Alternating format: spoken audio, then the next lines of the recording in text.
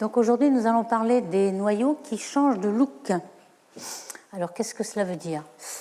Donc, dans l'exposé, nous parlerons d'abord de le type de noyau que l'on rencontre dans les galaxies. On a bien vu déjà un petit peu le type 1, 2. Il y a aussi des Seyfert 1 de raies étroites. Ça peut paraître bizarre, narrow line, mais c'est un autre look. Et puis, très curieusement, on pensait qu'il y avait d'un côté Seyfert 1 et Seyfert 2, ça ne changeait jamais. En fait, non, il y en a qui passent de 1 à 2 à quelques dizaines d'années d'intervalle. Donc ça va nous faire comprendre ce que c'est vraiment. On va essayer de trouver les causes. Il y en a aussi des quasars à haut redshift qui changent de look. On va essayer d'expliquer peut-être les raisons avec la polarisation et la modélisation. Alors déjà, je reviens pour bien préciser quels sont ces types d'AGN. Donc, type 1 et 2, Seyfert 1, Seyfert 2, qu'est-ce que c'est? Alors déjà, une des caractéristiques de la Seyfert 1, ce sont des raies larges. On a déjà appelé ça Broad Line Region, BLR. Et ces raies larges, ce sont les raies de Balmer, d'hydrogène, H-alpha et H-bêta. Et puis, pourquoi les raies de Balmer? Parce que ce sont des raies permises qui sont là lorsqu'on est dense, près du noyau, près du trou noir. Les raies sont très larges parce que la vitesse c'est 20 000 ou 30 000 km par seconde, donc c'est près du trou noir, on va très très vite, donc c'est des raies larges. Et puis les raies étroites, alors ce sont des raies interdites, O3, N2, etc. Et interdites parce qu'en laboratoire, lorsqu'il y a une grande densité, eh bien, elles se désintègrent par collision, mais pas par rayonnement. Le coefficient d'Einstein est trop faible. Donc ces raies, on ne les voit que très loin du noyau, lorsque la densité est faible et qu'on peut se désintégrer par rayonnement et non pas par collision. La densité est tellement faible qu'il n'y a pas de collision. Et donc ces raies sont, raies sont étroites. Pourquoi? Parce qu'on est très loin du noyau et donc la vitesse n'est pas aussi grande. Donc on a ce genre. Et alors une autre caractéristique de la Seyfert 1, du type 1, c'est un continuum très fort ici dans le bleu qui vient du disque d'accrétion. On a une grosse, on appelle ça Big Blue Bump ou grosse bosse bleue ici, ça c'est dans le bleu, comme on voit à la longueur d'onde en angstrom, ici c'est le bleu. Et donc on a un continuum, alors que là on ne le voit pas. Alors pourquoi? Tout de suite on a pensé, ça c'est le type de Seyfert 2, vous voyez les raies sont étroites et on ne voit pas le disque d'accrétion. Donc on a pensé tout de suite qu'il y avait quelque chose qui nous cachait le centre. Le centre c'est là où il y a les raies très larges et où il y a le continuum, qui est dû au disque d'accrétion. Donc si on prend cet objet et qu'on met de la poussière, donc un tore poussiéreux qui cache toutes ces raies larges et puis le continuum, eh bien on a ce qu'on appelle une Seyfert 2, d'où le petit diagramme que vous avez déjà vu et qui nous dit qu'on tend à universaliser tous ces classements, tous ces types en disant, eh bien on a un trou noir ici, on a un disque d'accrétion, on a une zone de raies très large, BLR, qui fait moins d'1 parsec pour donner des idées. Et puis, on a des raies excitées, de rayonisées, qui sont à raies étroites, mais beaucoup plus loin, ici ou là.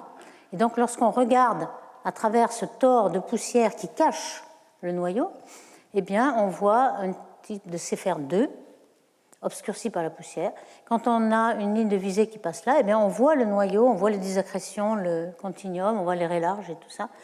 Donc, voici ce qu'était le schéma, le paradigme de la différence entre les types. C'est à peu près la même chose, mais on obscurcit les Seyfert 2 par les Seyfert 1 en Seyfert 2. Alors, parfois, ça marche. C'est pour ça qu'on le conserve, ce schéma, on le conserve. Ça marche au moins dans la moitié des cas. Alors, comment on le sait que ça marche? Par exemple, les tests de polarisation, on a une galaxie typique d'une Seyfert 2, qui est une galaxie presque de vue de face, spirale, comme ceci. Et au centre, on sait que le disque d'accrétion, il est vu par la tranche. En fait, l'inclinaison du disque d'accrétion et la galaxie n'a rien à voir, c'est au hasard. Il ne se voit pas. En fait, il y a du gaz qui tombe avec un moment angulaire quelconque. Et puis, qu'est-ce qu'on voit? Eh bien, lorsqu'on regarde la lumière réfléchie, par exemple, par une région d'électrons ionisés ici, là, eh bien, la réflexion polarise la lumière. Il n'y a qu'une seule des polarisations qui est transmise. Et vous voyez que ici, donc, lorsqu'on regarde le flux total, vous voyez l'intensité 400 en flux arbitraire. Et lorsqu'on regarde le flux polarisé, eh bien, on n'a plus que 1%. Et on voit la raie large. Donc ça veut dire qu'on voit finalement le centre, le disque d'accrétion, les zones à ray large, on les voit par réflexion. Donc ça veut bien dire qu'on a une Seyfert 1 cachée, en quelque sorte. On voit la même chose ici, par exemple, Markarian 348, qui est aussi une galaxie spirale. On voit en vert l'hydrogène atomique. Donc au total 15 en unité arbitraire, et puis ici en polarisation encore 1%. On voit que les raies larges se voient. Donc on voit bien que par réflexion, on peut contourner le tore de poussière qui nous cache la Seyfert 1. Donc c'est bien une Seyfert 1 cachée qui donne une Seyfert 2.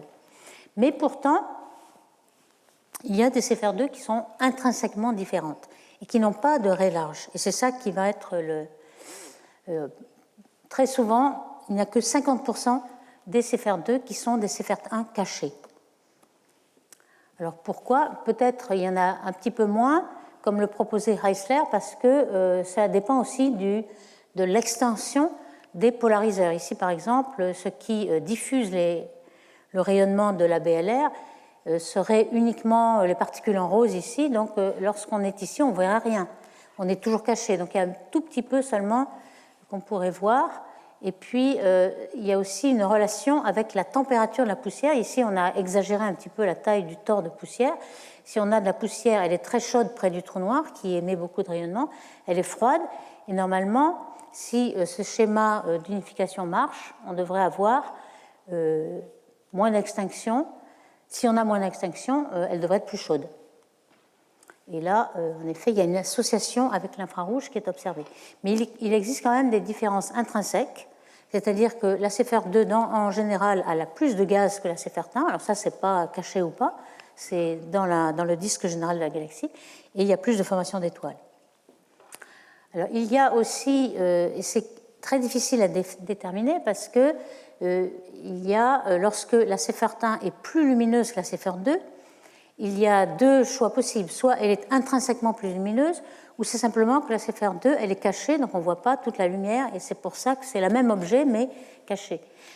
Et c'est une possibilité, mais une possibilité aussi, c'est que la luminosité de la Seyfert 1, elle est intrinsèquement plus forte, et elle va évaporer le tore de poussière. Il y aura beaucoup moins de poussière dans une Seyfert 1 qu'une Seyfert 2. Et ça, c'est quelque chose qui est intrinsèquement. Alors, on le voit ici, par exemple, que la fraction de Seyfert 2 par rapport à la luminosité, elle tombe énormément.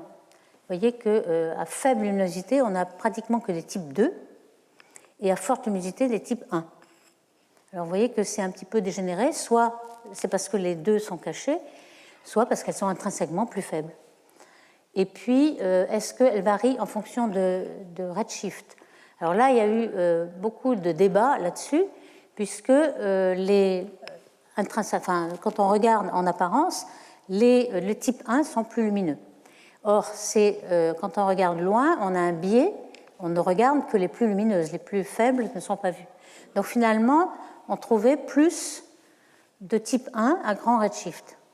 Mais on sait que aussi à grand redshift, l'univers est beaucoup plus gazeux, il y a plus de gaz parce que les étoiles ne sont pas encore formées, elles n'ont pas consommé le gaz, et donc il y a aussi plus de gaz. Donc les deux se compensaient, et quand on corrige bien du biais de Malmquist, on n'observe que les objets les plus lumineux, eh bien on s'aperçoit que la fraction de type 2 croît en fait avec le redshift et non pas constant.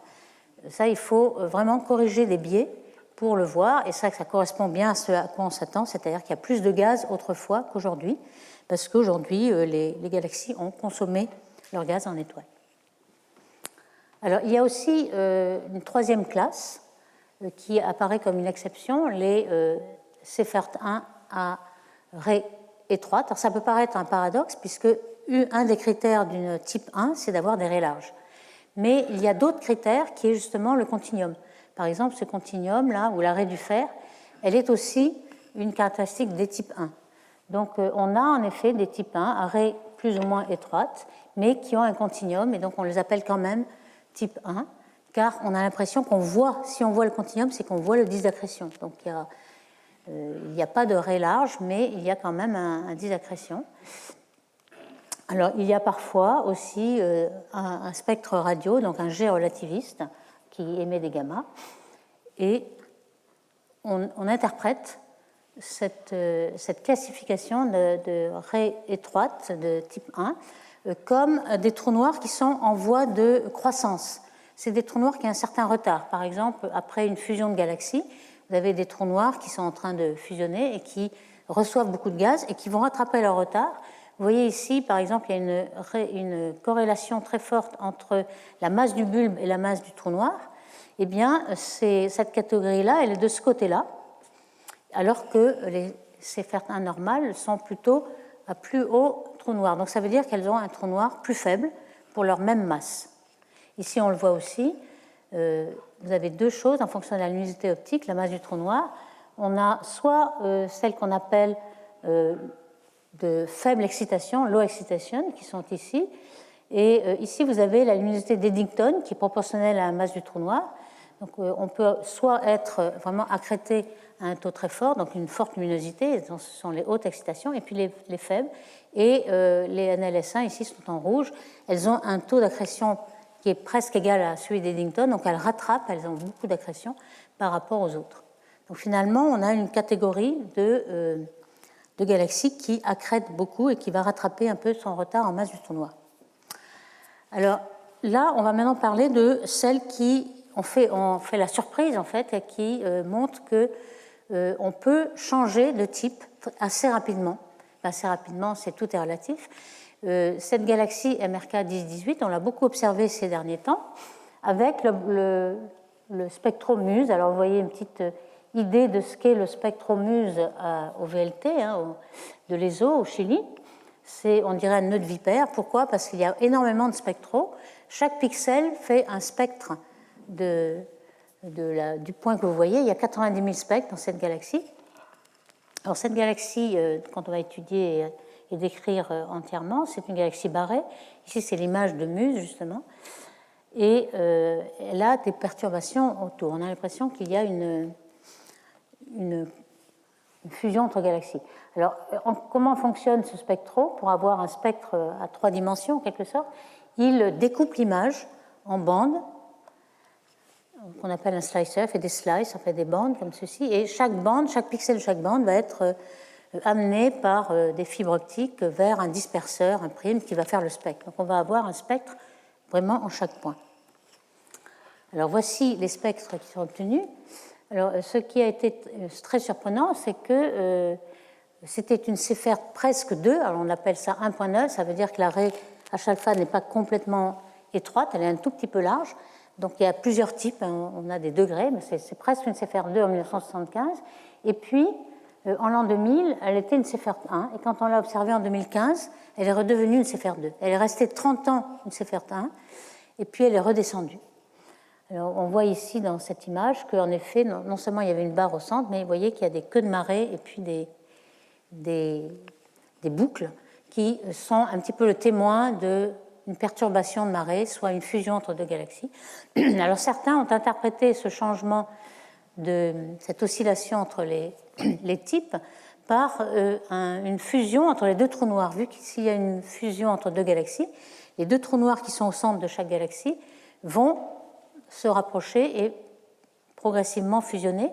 Alors, s'il y en a un qui est beaucoup plus petit que l'autre, c'est une galaxie plus petite que l'autre, par exemple un tiers de la masse, le trou noir aussi, et on va avoir une fusion très dissymétrique. Par exemple, vous avez des ondes gravitationnelles dans ce schéma qui sont émis plus dans cette direction, c'est là où c'est plus clair, et donc l'ensemble va reculer.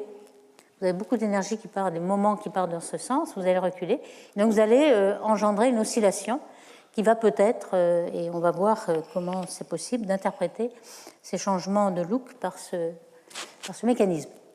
Alors ce changement de look, vous voyez ici, en 2015, avec Muse, vous n'avez plus que des raies étroites. La raie H-bêta ici, elle est vraiment réduite à ce petit pic. Ici, ce sont les raies de O3, les raies étroites, mais cette raie très large est devenue ici. En 2000, elle était le spectre noir. Alors vous voyez qu'à H-alpha, elle a rétréci, mais elle n'est pas complètement étroite. Donc c'est pour ça qu'on a une Seyfert de type 1.9. Et de plus, alors ces raies étroites, elles ne vont pas varier, comme on l'a décrit. Elles sont très loin du trou noir, donc à des distances 100 parsecs, 900 parsecs, 1 kiloparsec. Donc la variabilité ne peut pas être de 30 ans, mais peut-être des centaines d'années. Il faudra attendre si vraiment elle se propage jusque-là. Donc, ce n'est pas possible. Donc, les raies étroites nous servent de calibrateur, en fait. Elles sont constantes. Et on voit, par exemple, là, c'est plusieurs dates. Vous voyez que la dernière date, c'est la raie H-bêta. Elle est toute étroite. Et en fait, elle est dissymétrique. On a finalement retiré toute la partie à droite, c'est-à-dire la partie qui est décalée vers le rouge. Ce n'est pas symétrique du tout. Alors là, il va falloir interpréter tout cela. Vous voyez, quand on fait la différence entre l'état en 2015 et l'état en 2000, on a la courbe verte, qui est la différence des spectres. Évidemment, il n'y a rien pour les raies étroites qui n'ont pas varié, mais la variation entre les deux époques, elle est vraiment décalée vers le rouge. D'où pourquoi. Alors, on va voir que parfois, dans certaines époques, ça va être décalé vers le bleu. Donc, on a l'impression, en effet, de quelque chose qui oscille.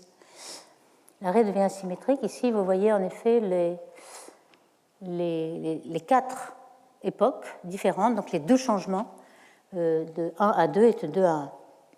Alors, est-ce que la BLR, la zone à raie large, est complètement dissymétrique? Est-ce qu'elle n'est pas à l'équilibre?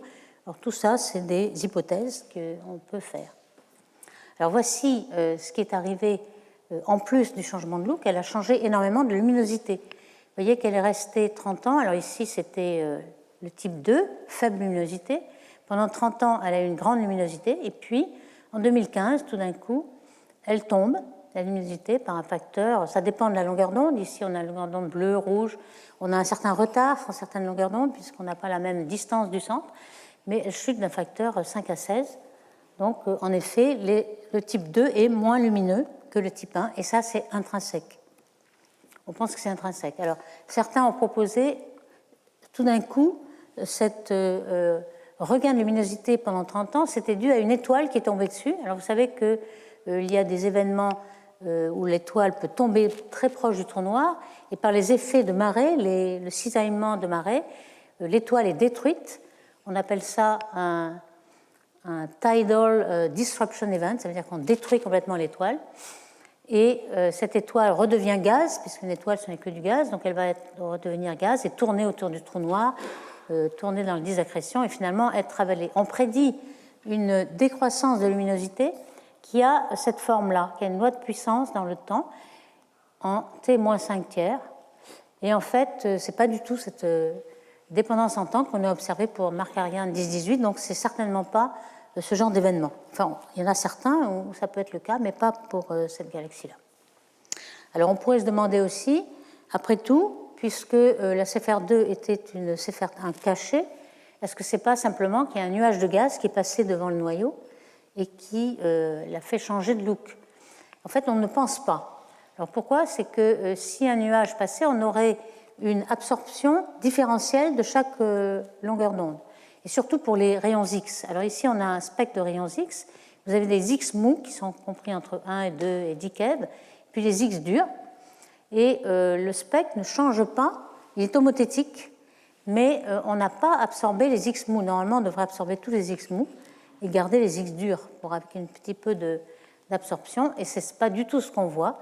On voit seulement une baisse de la luminosité, mais pas d'une absorption sélective des mous par rapport aux durs. Alors, on aurait pu penser en effet qu'il y ait des nuages, on peut essayer de faire le calcul. On a le choix en fait. Soit le nuage est assez loin, il pourrait être très petit, et en 30 ans, il faudrait qu'il passe devant le noyau. Alors, s'il a une vitesse de 300 km par seconde, avec cette taille-là, ça pourrait marcher. S'il est beaucoup plus proche, il aurait une vitesse de 3000, et en effet, ça marcherait, mais avec un nuage plus gros, et ainsi de suite. Donc, vous voyez, vous avez le choix. Mais dans tous les cas, on devrait absorber les rayons X et ce n'est pas ce qu'on voit. Alors, il y a un test de polarisation, et sans doute Frédéric Marin dans le séminaire va en dire plus. Donc, je ne ferai que mentionner que le test de polarisation confirme le fait qu'il n'y a pas d'absorption, parce que comme on l'a vu pour NGC 1068, et on a vu que par réflexion, on polarisait. Donc, s'il y avait une extinction, on devrait voir de la polarisation, et ici, on a essayé de calculer le degré de polarisation et il est nul. Donc ça veut dire qu'il n'y a pas vraiment d'absorption. Par contre, ce qu'on a vu, c'est que lorsqu'on a, on a vu une décroissance, donc la luminosité, il y a aussi dans la raie Lyman alpha qui est une raie qui a un coefficient d'Einstein très fort pour l'absorption, on a des nuages d'hydrogène qui sont devant le noyau et que l'on voit absorber. Et on s'est aperçu tout d'un coup qu'il y a, dans la période 2016, il y a une absorption supplémentaire. Donc il y a quand même un nuage qui est passé devant et qui a créé cette absorption. Les autres sont à peu près identiques et proportionnels, homothétiques. Alors celui-là, il n'est pas au centre, il a une vitesse qui vient vers nous, il est décalé vers le bleu de 700 km, donc on pense que c'est peut-être un outflow. C'est possible que dans l'activité de ces noyaux, il a rejeté du gaz. Donc on aurait pu penser aussi qu'il y avait un trou noir binaire, ça correspond un petit peu à ce qu'on a vu. On a une galaxie qui ressemble à un reste de fusion. Et on a un exemple de trou noir binaire, c'est OJ 287, donc je crois qu'on en a parlé un jour, qui est un trou noir qui a une période de rotation. Les deux trous noirs tournent avec une période de 12 ans, donc c'est tout à fait comparable avec celle de 30 ans, il faut qu'elle soit un peu plus loin. Et puis le petit trou noir rentre dans le disque d'accrétion du gros trou noir et on a des sursauts à chaque fois et on l'a suivi pendant longtemps. Mais il me semble qu'ici, on n'ait pas vu cette binaire. Alors la variation de ce Lyman alpha, c'est qu'on le voit qu'il a beaucoup baissé en flux et, comme je disais, cette nouvelle absorption qui nous fait penser qu'il y a un outflow. Alors il y a quand même ici, vous voyez, l'émission elle est celle d'un corps noir, c'est l'émission thermique d'un disque optiquement épais. Alors l'hypothèse de Kimetal du trou noir binaire qui recule, c'est un scénario qu'il a développé et qui pourrait finalement être bien si on a une trajectoire entre les deux trous noirs qui est très elliptique, une excentricité de 0,95. Le foyer est ici, donc l'autre ici, et il a essayé de regarder si ça collait avec les observations. Donc ça collerait à peu près, mais il faudrait attendre l'autre période, donc en 2028-2030, pour voir si sa prédiction est vérifiée ou non. Mais ça explique que parfois vous avez un excès d'un côté en bleu et puis un excès en rouge de l'autre côté. On a une oscillation de ces deux trous noirs. Alors on a pensé qu'en 2017, cet objet, tout le monde le regarde, et en 2017, il semblait se réveiller. Ici, c'est les dates, 2017, ici les rayons X. Après la chute qu'il y avait eu jusqu'en 2015-2016, tout d'un coup, il semblait se réveiller, mais non, il s'est retombé, donc c'était une fausse alerte. Donc il n'y a pas eu de rebond, de changement de look, mais juste une toute petite variation. Donc au début, on avait le bleu, puis ensuite le vert, et puis ça a remonté un petit peu au rouge. Mais dans tous les cas, le spectre est homothétique et on n'a pas d'absorption. En tout cas, ce n'est jamais un nuage qui absorbe. Alors, il y en a d'autres qui sont de même type. Vous avez Mark Ariane 590 qui a un déclin, cette fois-ci énorme, d'un facteur 100. Vous voyez ici, en bleu cyan, là, tout d'un coup, elle redevient en 2013-2014 à une luminosité presque négligeable. Donc, elle a changé rapidement de CFR1 ici à CFR2. Disparition des raies larges, de la BLR, et ça ne peut pas être l'obscuration cette fois-ci, parce qu'il y a un rapport tellement grand, 100, que si toute la lumière, si la BLR existait encore à cette époque, elle devrait chauffer la poussière qui l'éteint, et on devrait le voir en infrarouge avec un grand flux cette fois. Et on ne voit rien du tout. Donc la lumière elle a vraiment disparu. Elle ne se retrouve pas dans une autre longueur d'onde sous forme de poussière chauffée. Donc là, on est sûr que ce n'est pas du tout l'obscuration. Par contre, c'est sans doute un changement de... Donc ici, je voulais dire que c'est un changement du taux d'accrétion et le trou noir étant de sec 10 puissance 7. Donc là, on peut le suivre et on voit bien qu'en 1973, donc on avait une raie étroite. Tout d'un coup, on a une raie large et puis un flux beaucoup plus grand. Alors là, curieusement, la raie étroite a l'air de varier un petit peu aussi, pas autant, mais un peu varier, ce qui veut dire qu'il y a sans doute des nuages de cette raie étroite qui sont assez proches, peut-être un parsec ou quelque chose comme ça, pour pouvoir varier. Et puis ensuite, tout d'un coup, le H-bêta redevient, en 2013, une CFR2 sans raie large. Donc voici un petit peu comment a diminué le flux de cette galaxie d'un facteur 100. Donc un taux d'accrétion il y a 40 ans de 1 ou 2 masses solaires, ça suffirait pour créer cette énorme raie de la BLR maximale et une période de 8 ans. On a regardé en radioastronomie, voir si on voyait quelque chose qui correspondait à ce sursaut. Et en effet, avec EVN, c'est le European VLBI Network, c'est-à-dire on fait de l'interférométrie à grande base avec des télescopes européens. Et donc on peut avoir, ici vous avez 10 milliards de secondes de résolution, donc on peut résoudre ce qui se passe près du trou noir et on voit qu'il y a un petit jet qui a été créé, qui fait à peine un parsec, donc ce n'est pas une radiosource très très grande, mais qui correspond, si la vitesse est à peu près 0,1 fois la vitesse de la lumière, à ce qui s'est développé depuis cette durée de vie de cette source. Donc le sursaut de Seyfert-1 aurait créé ce jet, donc ça correspond. Et il y a aussi un tore de poussière qui varie. Alors ici, vous avez en visible et en infrarouge, on voit que la variation est corrélée, mais avec un petit délai. Et on s'est aperçu que le tore de poussière avait un certain rayon intérieur qui était en 2004 de 32 jours-lumière, donc lorsque la luminosité était basse, tout juste à peine plus grande que la BLR qui fait 26 jours-lumière. Et puis tout d'un coup, lorsque le noyau se réveille et émet beaucoup de luminosité, eh bien, la poussière est évaporée, elle est sublimée, et le rayon interne fait 70 jours-lumière. Donc il est un petit peu troué, quoi. On l'a un petit peu avalé. Alors ceci est très très intéressant. En à peine 4 ans ici, on a un tore de poussière qui s'évapore et un tore de poussière qui se reconstruit. Ce qui veut dire que ce n'est pas du tout le gaz et la poussière qui ont bougé, parce que les temps seraient beaucoup plus longs. Simplement, c'est qu'ils sont évaporés. Et puis, le carbone, le silicium qui forme la poussière, s'est recondensé lorsque le noyau s'est éteint. Alors, on le voit bien ici, par exemple.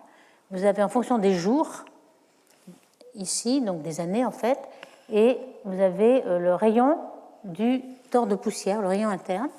Alors, lorsque on est en Seyfert 1, donc le noyau est très brillant, on a 70 jours-lumière, et puis ensuite, lorsque le noyau s'éteint ici, vous voyez la luminosité tombe, et bien tout d'un coup, le tore de poussière se reconstruit. Alors la température de sublimation, c'est 1500 degrés, ça veut dire que la température de sublimation, vous l'avez maintenant beaucoup plus proche du noyau, puisque le noyau, il est beaucoup moins intense. Et il devient de l'ordre de 30 jours-lumière. Donc vous voyez que la poussière aussi, et c'est ça qui complique l'interprétation entre Seyfert 1 et Seyfert 2, c'est que dans l'état Seyfert 2, on a plus de poussière car on ne sublime pas toute la poussière qu'il y a autour. Donc il y a ces deux aspects qui jouent. Alors dans cette galaxie en particulier, il a été possible de voir l'environnement. Il y a beaucoup de gaz, il y a un noyau de gaz, il y a sans doute une galaxie barrée avec des anneaux à la résonance. On a fait le spectre à la fois de la cinématique des étoiles, vous avez une courbe de rotation très caractéristique avec une dispersion, et puis le gaz, qui est un anneau de gaz. On voit qu'il y a beaucoup de gaz qui est en réservoir d'une activité peut-être future qui va tomber sur le noyau et refaire un changement de look de Seyfert 2 à Seyfert 1. On voit qu'il y a en effet des variations intrinsèques entre ces deux types. Ce n'est pas seulement qu'une Seyfert 2 est une Seyfert 1 cachée par la poussière. Il n'y a pas que ça. Il y en a d'autres aussi, par exemple NGC 1566, qui est connue depuis très très longtemps, car c'est une galaxie très proche, très observée. Elle est passée donc d'une Seyfert presque 2 à une Seyfert 1, et revenue aussi. Et ce qu'on voit dans la dernière variation, en 2018, lorsqu'elle est redevenue Seyfert 2, elle est retombée en énergie, on voit qu'il y a en rayons X ici des sursauts. Sursauts, il y en a 1, 2, 3, 4. Donc elle descend régulièrement, mais avec des sursauts. Et ce qu'on voit aussi, non seulement en rayon X, mais aussi en UV, qui correspondent à un certain retard, en U. Et puis en BV, on le voit de moins en moins. Pourquoi ? Parce que ces longueurs d'onde correspondent à des distances plus grandes du noyau. Donc tout d'un coup, elles sont atténuées. Donc on a cette montée en quelques mois. Et puis les sursauts, ça fait 10-20 jours. Alors, ce sont des caractéristiques générales, en fait, une température, une montée, une descente qui est de l'ordre de l'année. Et puis, on a vraiment cet état-là, c'est-à-dire un tore de poussière qui est très fourni, qui, lorsque le noyau accrète de la matière, donc il devient très très brillant, il même repousse par un vent, et puis aussi il écarte la poussière, il sublime la poussière, on a tout d'un coup moins de poussière. Donc l'obscuration peut être diminuée lorsqu'on est un Seyfertin de façon intrinsèque. Alors évidemment, il y a aussi les variations de H-bêta sur H-alpha, parce que ce rapport-là, c'est un rapport de Balmer qui montre que H-bêta, qui est dans le bleu, est beaucoup plus éteint que H-alpha. Donc on a aussi la confirmation qu'il y a plus ou moins de poussière avec ce rapport.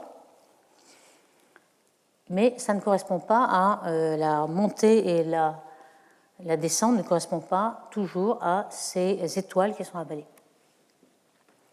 Alors, le mécanisme qui a été proposé, par exemple par Skinowska, si j'arrive à le dire, c'est que lorsque vous baissez en luminosité, et on en a déjà parlé un petit peu, on a un disque qui devient plus mince, il y a moins de gaz qui est accrété, et le disque est un peu dilué et il ne peut plus rayonner de façon efficace. Normalement, lorsqu'on est très très près de la luminosité d'Eddington, donc on a une très forte accrétion de gaz, on a une façon de rayonner avec un disque d'accrétion très mince et très optiquement épais qui évacue toute l'énergie.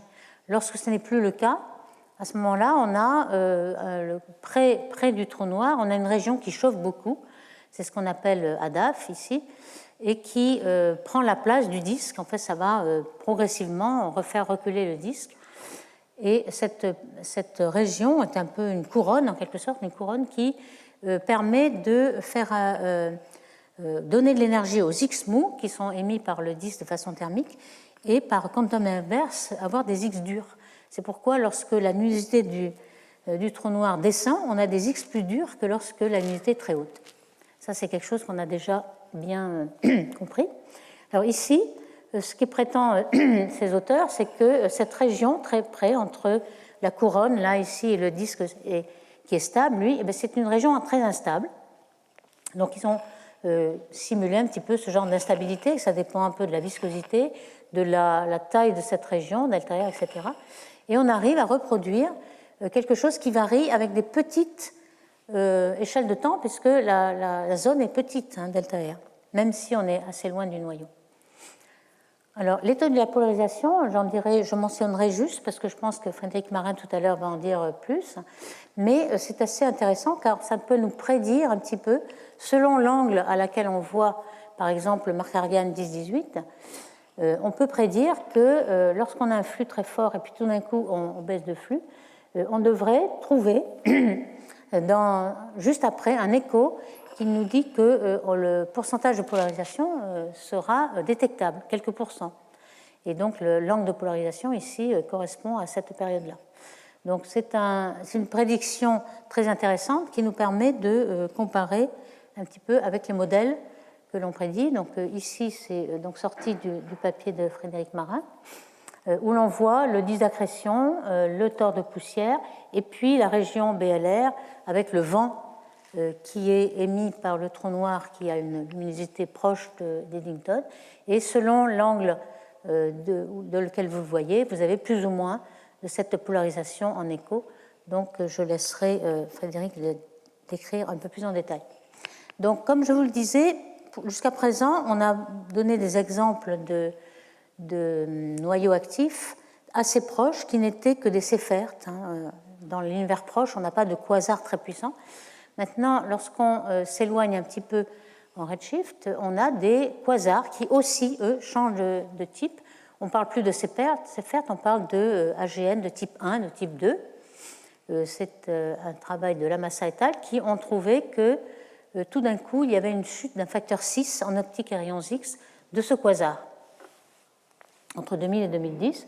Lorsqu'on voit en 2001, c'est une raie très large, H-alpha, H-bêta, et vous voyez qu'en 2010, tout d'un coup, on n'a que des raies étroites, donc la zone de BLR. Alors on pense que dans un temps aussi court, le gaz qui est dans cette région de ray large n'a pas le temps de partir. Il est toujours là, mais si la luminosité du centre a diminué, il n'est plus excité, donc il ne peut plus émettre de ces raies. Et donc tout ce qui est dans les raies larges est toujours caché, mais il est silencieux en quelque sorte. Il n'est plus éclairé. Il n'est plus éclairé, il n'est plus excité. Alors de même, la question se pose quand on change de look de 1 en 2, est-ce qu'il y a de l'absorption? Eh bien, il n'y en a pas. Vous voyez ici la luminosité haute, l'état haut de quasar, ici l'état bas. On a toujours, en rayons X, mou ou dur, on a le même spectre homothétique. On ne fait que baisser en luminosité, mais on n'absorbe pas plus les X mous que les X durs, donc ce n'est pas de l'absorption. On passe d'un état où le rapport d'Eddington était de 4%, donc quelque chose qui émet beaucoup. Quand on veut passer sur un ADAF qui émet pas beaucoup, il faut avoir 1% environ. Et donc là, on chute dans un état de faible luminosité où il n'y a plus de ray large. Alors, le possible mécanisme pour expliquer cela, on pense tout de suite à une étoile qui arrive. Et en effet, pour celui-là, ça marche à peu près. La décroissance en fonction du temps correspond à celle qu'on attend avec une étoile qui a été détruite par effet de marée et avalée. Ça a été modélisé et on a la température qui correspond et par Merlani et al. Donc finalement, combien d'AGN qui changent de look a-t-on regardé? En fait, on en a quelques-uns, c'est pas énorme, quelques-uns proches, et puis un peu plus grand redshift, on a quelques quasars. On pense que les télescopes futurs, comme le Vera Rubin dont on a déjà parlé, qui vont regarder toutes les nuits, toutes les variations, vont en détecter beaucoup plus, car pour avoir ces objets-là, il faut un temps énorme pour regarder jour après jour, sur 30 ans, etc. Donc c'est pour ça qu'il n'y en a pas énormément, mais avec ces télescopes-là, on va pouvoir apprendre beaucoup plus et en avoir un grand nombre de statistiques. Alors, l'interprétation qu'en a fait Elidzur, par exemple, est une interprétation qui va un peu à l'encontre de l'interprétation par obscuration, c'est que la luminosité est très reliée au type, en fait, beaucoup plus que ce qu'on pensait auparavant. La luminosité et évidemment le taux d'accrétion qui est responsable de la luminosité. Donc, ce que vous voyez ici, c'est une corrélation entre la luminosité totale du quasar et la masse du trou noir. Vous voyez qu'il y a une relation un peu empirique en fonction de la masse à une puissance 2 tiers.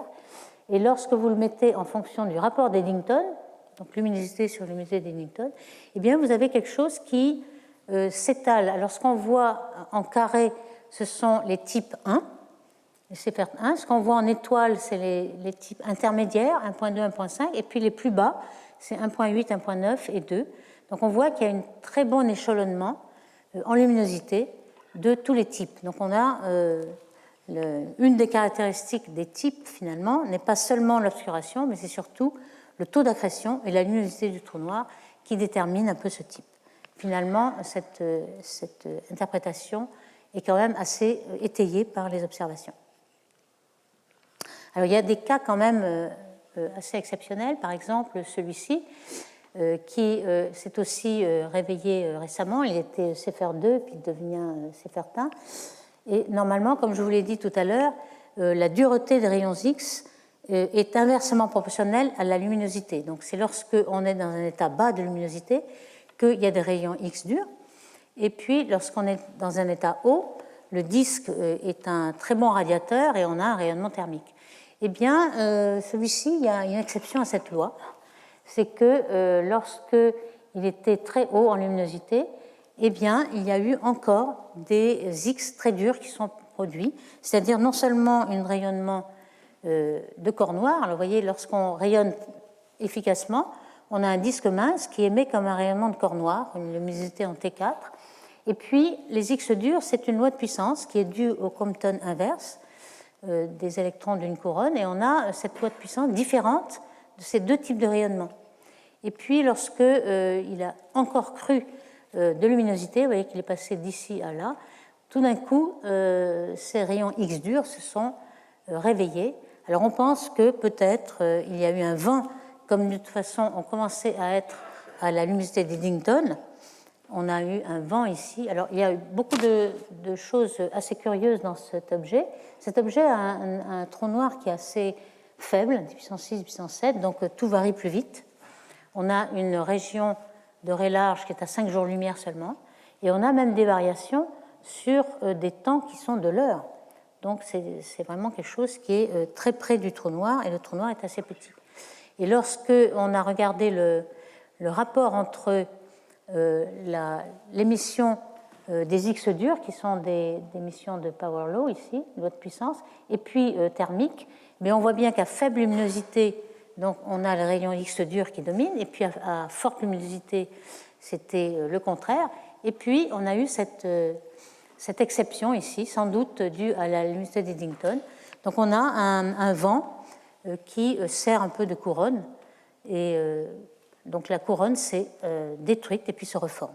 Donc vous voyez que c'est quand même assez complexe et que chaque objet a une interprétation très particulière. Ici, l'interprétation, c'était qu'en effet, une étoile a été avalée, elle a détruit toute la couronne et puis la couronne s'est reformée par un vent de grande activité du noyau.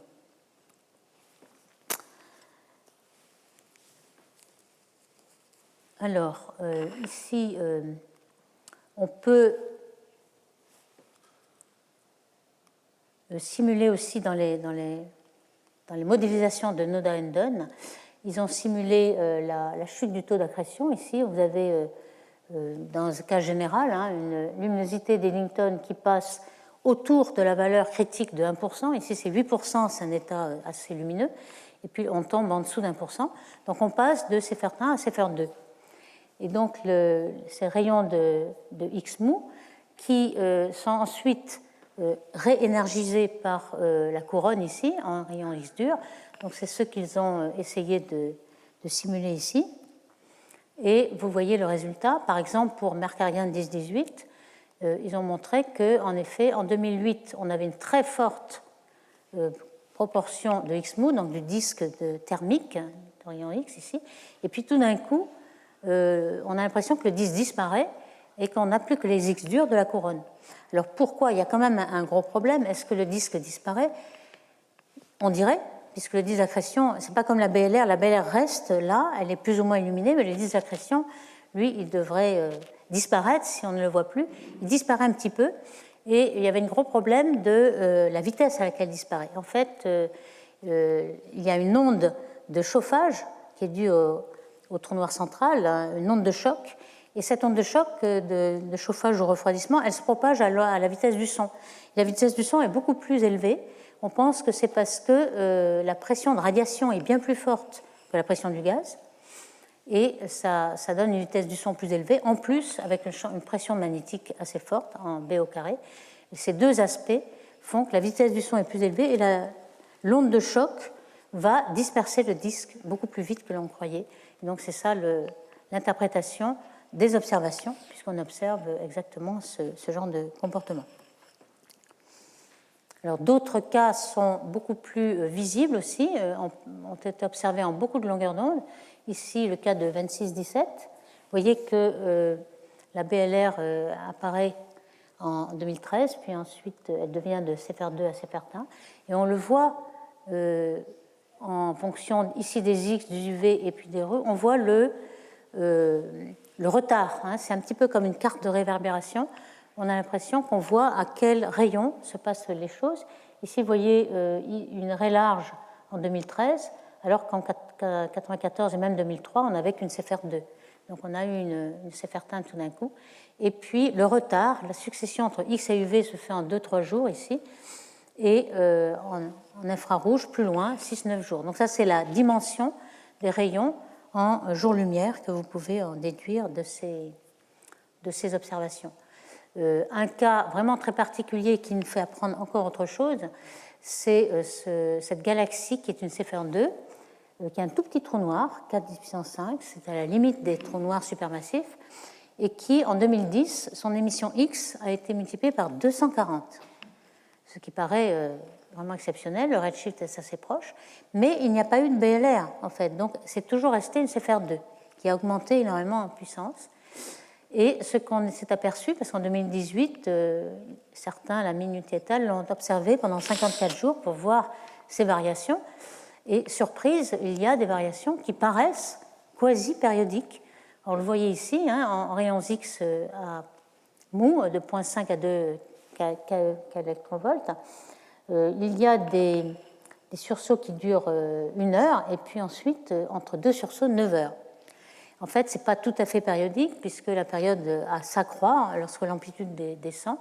Et on le voit ici en rayons X de Chandra, on a aussi ces pics. Donc c'est quelque chose qui est très très très curieux, qu'on n'a pas très vu. Ça fait penser quand même à ce qu'on appelle des oscillations quasi-périodiques, au QPO, pour les binaires dont on a parlé dans une précédente exposé.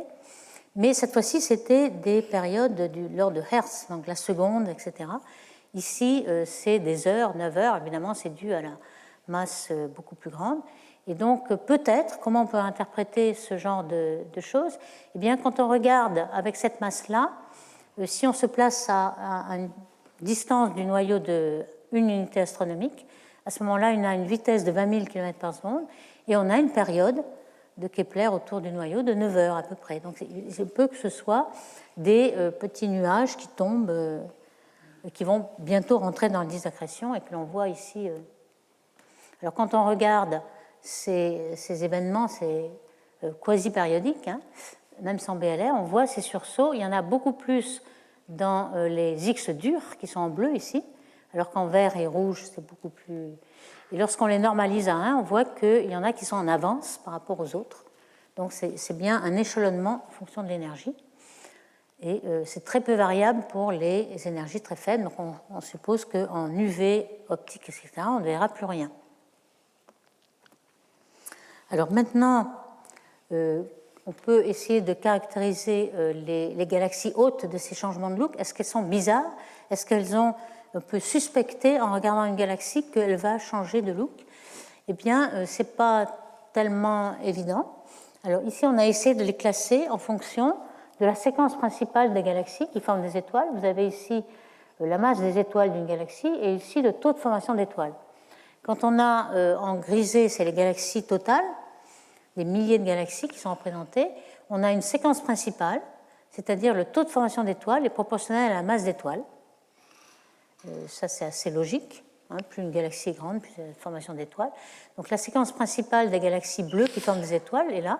Et puis vous avez une séquence qu'on appelle la séquence rouge, c'est les galaxies passives, comme les galaxies elliptiques, qui ne forment pas d'étoiles pour la même masse donnée. Et on a des galaxies en transition au milieu des deux, là, qui doivent passer très peu de temps, puisque finalement, il y a un goulot d'étranglement. Et les points bleus, ce sont les galaxies qui changent de look. Elles se trouvent justement dans les transitions.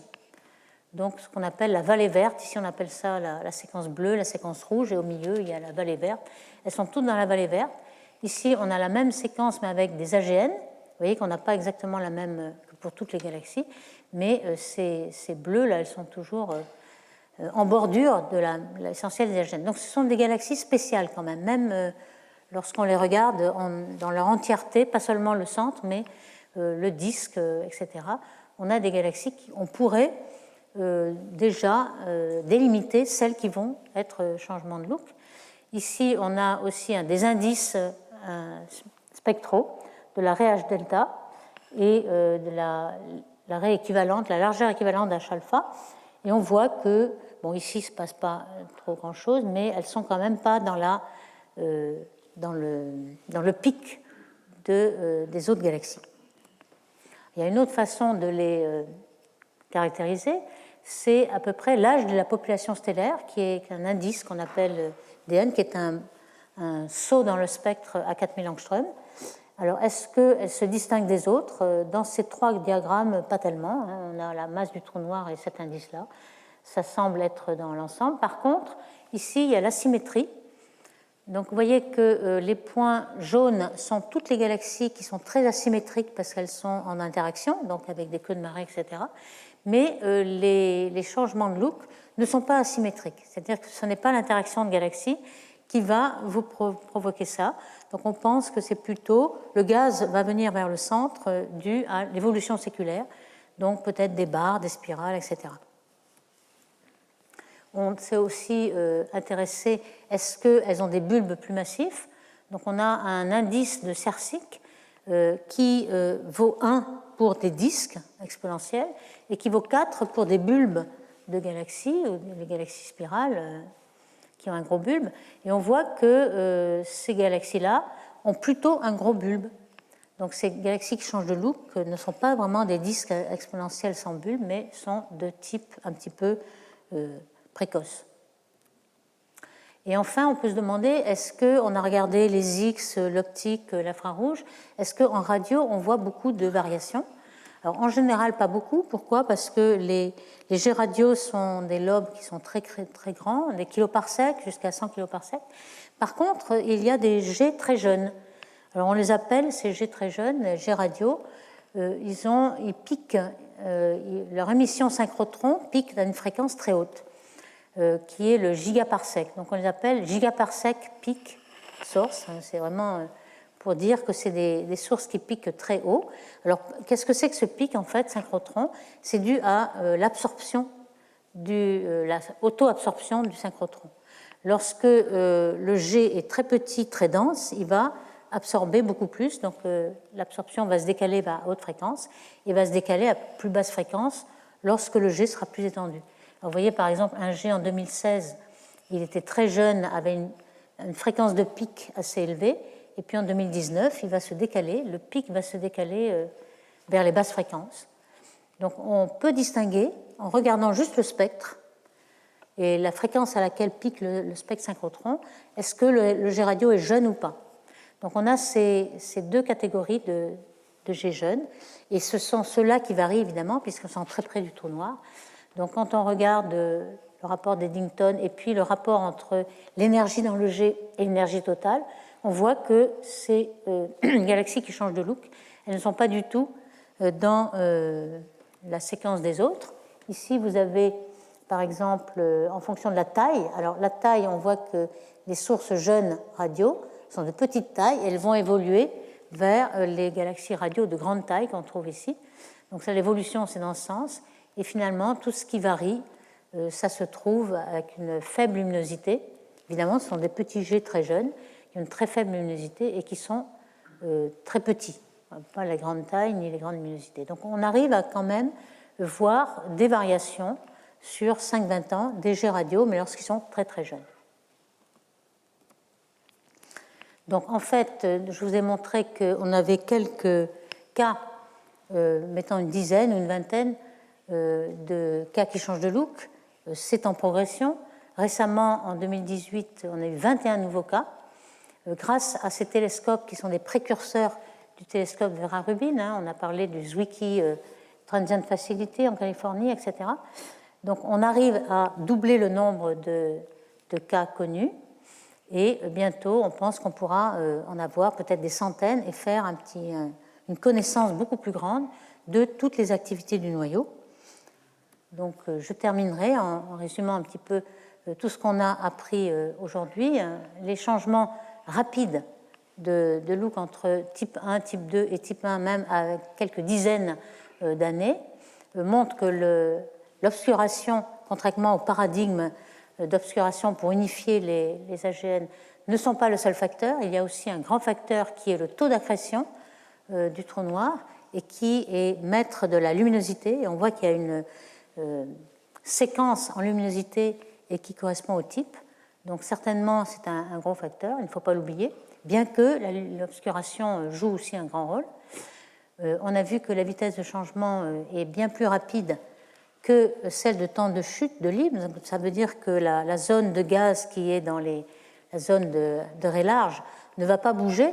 Et ce qui va arriver dans ces changements de look, c'est que le noyau étant si peu lumineux, il ne va plus éclairer cette zone qui est toujours là, mais qui n'a pas le temps de bouger. Et tout d'un coup, elle sera, dans l'étape suivante, rééclairée et réexcitée. Donc il y a des instabilités qui nous permettent d'expliquer des petites variations sur quelques jours. On a vu que dans une descente de CFR1 à CFR2, on avait des sursauts de 10 jours. Et ça, c'est les instabilités qui nous permettent de faire ça. Et donc, toutes ces instabilités, ces variations, etc., sont une grande richesse pour connaître mieux la structure à petite échelle des noyaux actifs et de tout ce qui se passe autour. Donc je vous remercie.